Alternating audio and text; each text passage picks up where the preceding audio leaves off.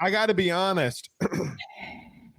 Before I saw the shirt, I thought you were shirtless.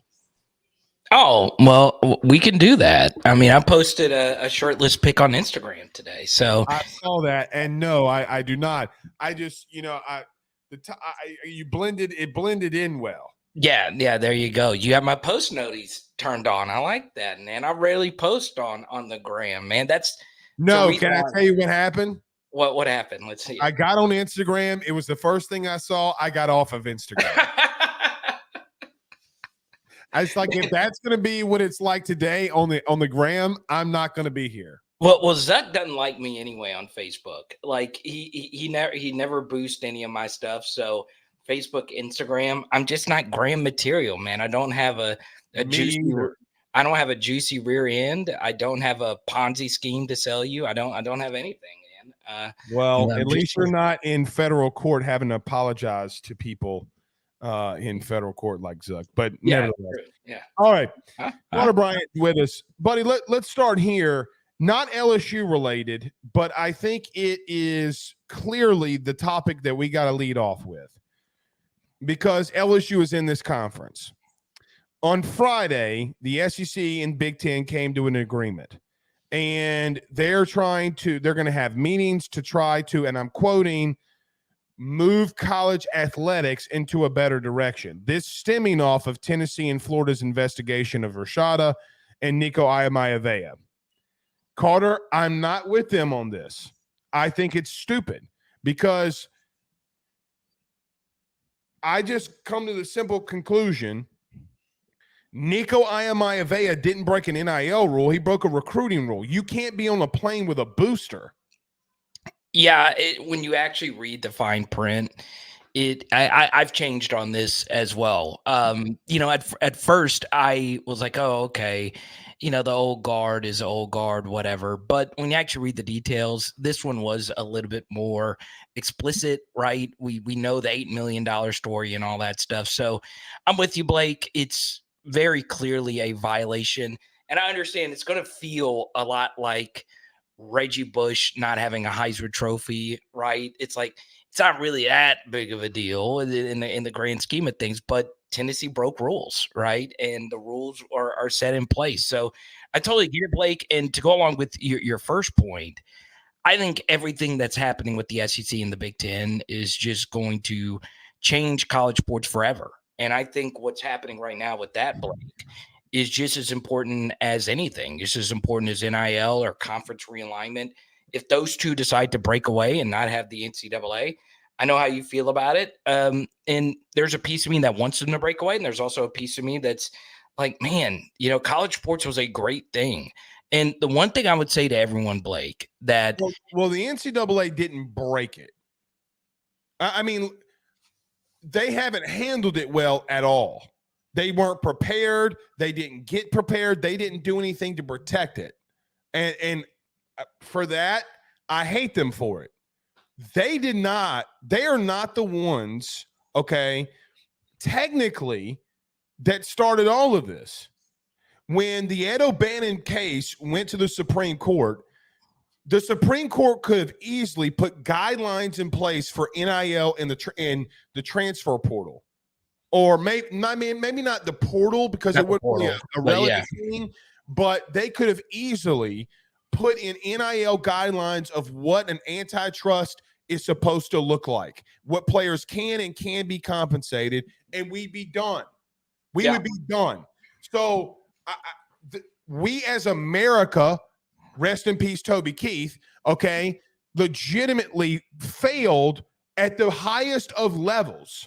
So I just want to be cautious. I get the NCAA should have been prepared. Let's not act as if, though, that this could have been done from the very beginning also. So yeah. And what do you think of the SEC, though, very quick? What do you think of the SEC, like, standing on the hill with Tennessee on this and Florida? It's their member schools. I mean, that's not really something that really shocked me all that much. For me, Blake, I just feel with Texas and Oklahoma joining, I just think Greg Sankey is just going to protect his own, right? Well, So where's he been? Because if you're going to say the NCAA is overreaching, they hit Will Wade with things that were well overreached for. it might just be it's football and not basketball. I don't know. It's very strange, Blake, but especially for Tennessee's case, right? If you're Florida, you feel I hate to say this, I feel for Florida because this involves a player that didn't even end up going to their school, right? And with Tennessee, probably turned them in. right? It would not shock me if that's the case if people followed along the Rashada timeline there. But the thing that's going to be interesting is Nico is going to be their guy next year, and there's going to be this massive cloud surrounding this program. One other thing I would mention, Blake, that was kind of swept under the rug was Tennessee was outright called out by a Vanderbilt player when it comes to tampering last year. I don't know if you remember that or not, because no one made a big deal because it was Vanderbilt and Tennessee's big brother. Right. And a Vanderbilt linebacker said, no, they reached out to me, and I was like, whoa, what is this? I did a video on Power SEC about it, but no one cared. So Tennessee always kind of on the edge of things, and that's what makes the SEC the SEC. I'm gonna disagree on one thing, and then we're gonna move on to LSU. Let's go. Let's I am so shocked that they did stand with him. Tell me why. Tell me why. Ain't nothing but a heartache. Tell me why. Ain't nothing but a mistake. Now number 5. You ever see Brooklyn Nine-Nine? Dude, so funny. All right. Damn. I'm shocked that they stood on a hill for this, considering they haven't stood on a hill for anybody before like this. Okay. I think they're making this a political move. Okay. And they don't really give a shit about Florida and Tennessee. Okay. I think Greg Sankey's just using the PR behind it, but this is a hell of a thing to use it to be behind PR with. Okay. What do you think his motive is? It's politically motivated to get away from the NCAA, and because he knows that there's more money without them and regulations. Okay. Look, can I tell you what I think he really wants? I don't think he wants any of this to get solved. Okay. I think he wants out of the NCAA and let the schools just recruit the way that they want to, because he knows at the end of the day, it's all dollar signs. They're making so much money right now, from NIL to the transfer portal to ESPN, Fox, and who was it? Warner Brothers or somebody had a joint statement today saying that they were coming together. Okay. One table. Who would have thought? And you know what they're going to do? They're going to stream it and make you pay for it. Yes. That's how they're going to do it. It's going to come from us. But the bottom line is, okay, he's trying to get away because it makes everybody, the universities, the presidents, more money. And he's going to fight like hell for these kids not to be employees. So here's one thing I'll say before we move on. All right. Is the business of college sports, out of any entertainment industry that I've ever covered. All right. I was lucky to be in the music business and interview a lot of people that went on to do really big things. Lucky to work in entertainment, still do DJing and all that stuff, and know people in the movie industry and all that stuff. When I tell you the business of college sports has never really made sense, explain the business of college sports to someone who doesn't know anything about college sports. I did that multiple times. Alien came down and you had to explain the intricate details of college football. What would they think? Yeah, they would think you're crazy. Okay. When I went to England, and the English people are very nice, so they ask you a lot of questions. What do you do? And, I would explain college football to them. I'm a college football YouTuber, and it would not comprehend, right? The way that they do amateur sports is way different.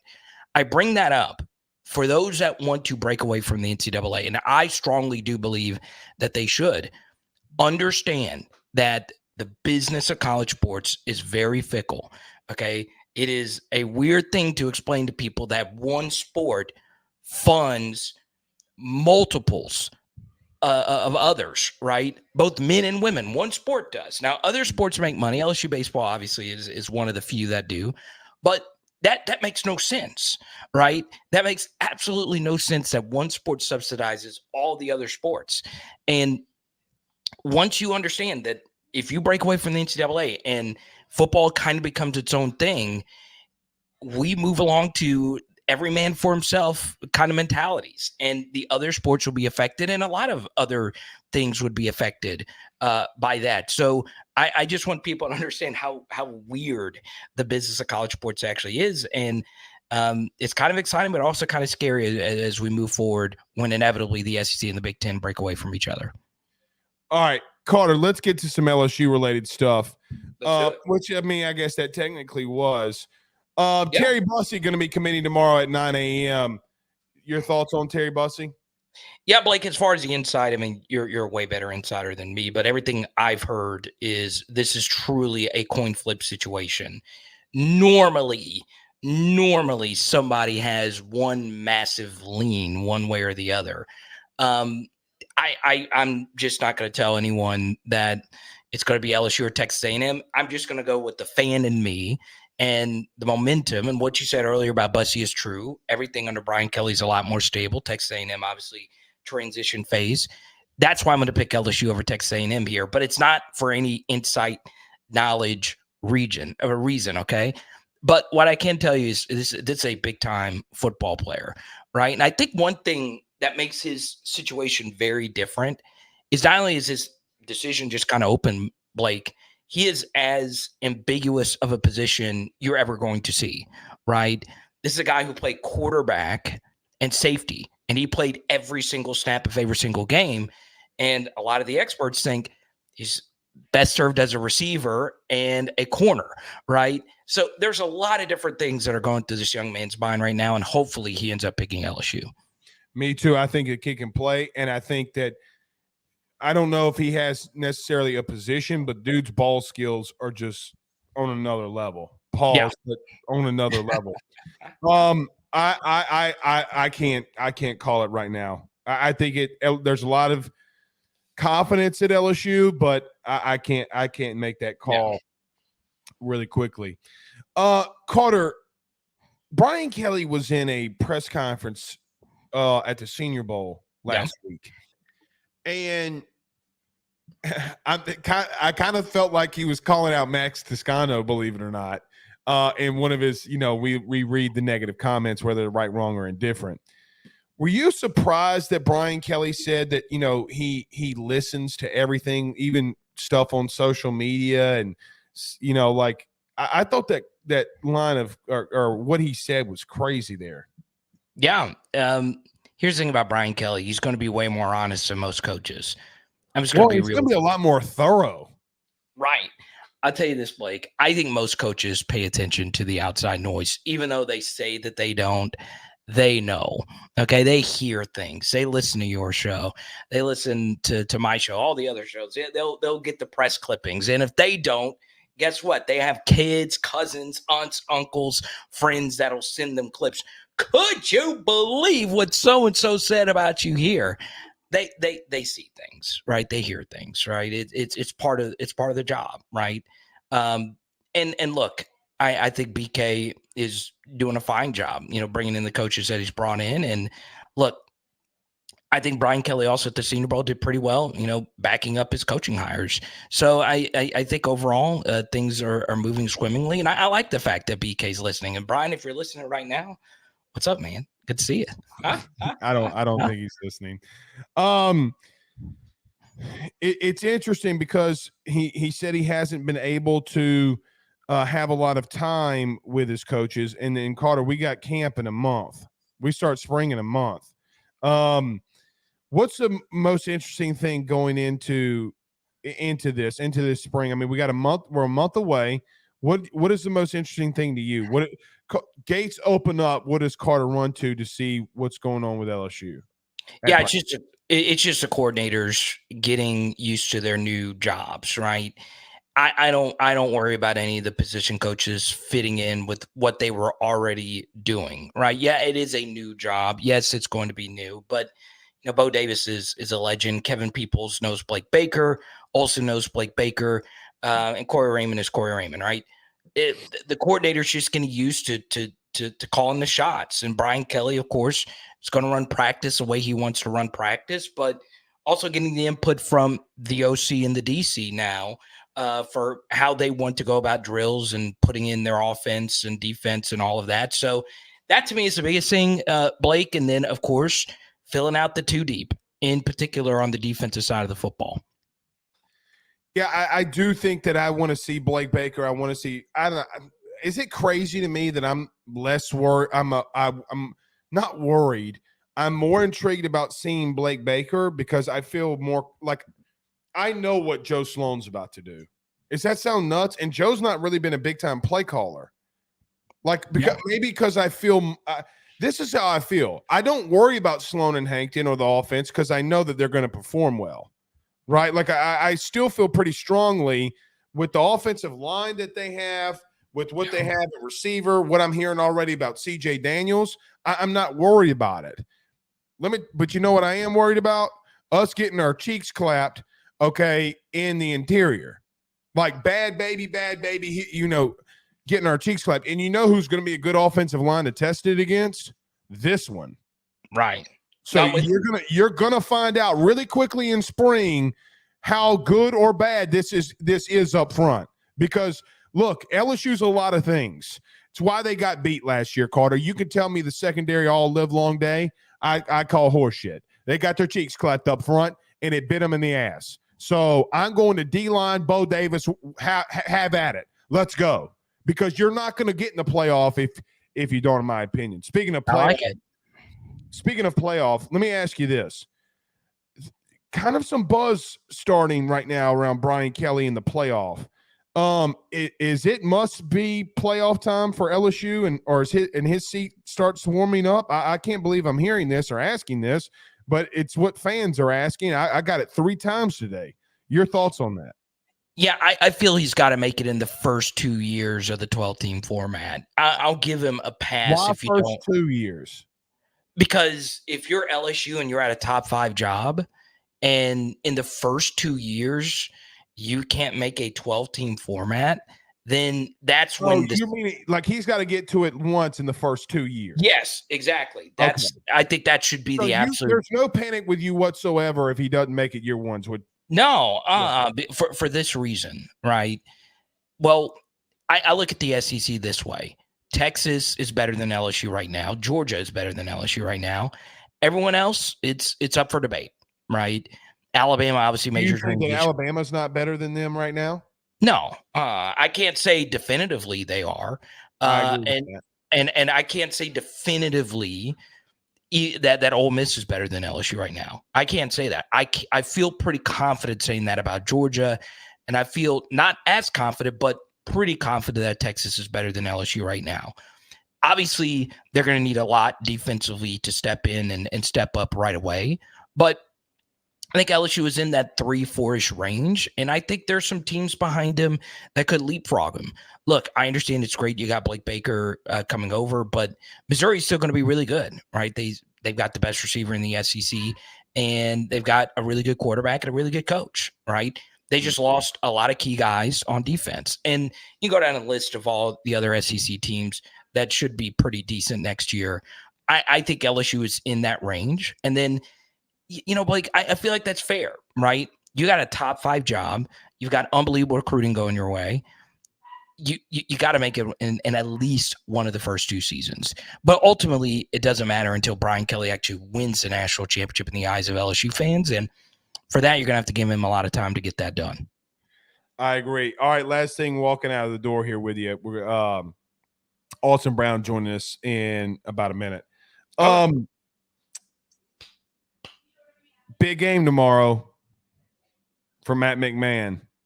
What you think? They're going to get it done. They're playing the Vols, right? They're playing the Vols. I can't go. That Rick Barnes doesn't know what hit him. Okay, LSU is going to get it done Let's go, Jordan Wright. Let's go, Will Baker, the playmaker. I can't freaking wait. And Chiefs win this Sunday. There you go. Okay, well I was going to ask you walk out the door. Why do Chiefs win on Sunday? Well, I'll tell you this. I'm definitely going to bet the Chiefs. I bet the Chiefs last year getting points with Patrick Mahomes. I'm getting points with Patty Mahomes yet again. Chris Jones healthy, Travis Kelce healthy, Taylor Swift flying all the way in from Tokyo. Give me the Chiefs. Brock Purdy is the only man on the face of the planet that can save us. The first one would have been Toby Keith. Okay, but rest in peace, Toby Keith. All right. Now that Toby, justice will be served and a battle will rage. This big dog will fight when you rattle his cage. I mean, look, man, I'm just telling you, I need the 49ers to win. I can't deal a whole offseason of is Taylor Swift going to be at the next Super Bowl with Kansas City? I can't take it. I cannot take it. Oh, you're not a Swiftie? It's literally all over my timeline every day. Shut up about her. Well, they're calling her the GOAT musician now. They're calling her the GOAT. Only 4-time album winner. All right, I'm gonna throw this out there. Toby Keith had better songs than Taylor Swift. I can't name a Taylor Swift song right now. Oh, come on. Every Taylor Swift song is about a breakup that she had, and if she's had that many boyfriends, she's a whore. Okay, so what is the color of these scissors right here? I'm assuming they're red because I'm assuming they're red. Okay, so you named a Taylor Swift song. Look, I helped you out. Red. You see? We got bad blood now. This is going to be a cruel summer. If she's had 72 boyfriends, I think she's a whore. She should go work in the brothel.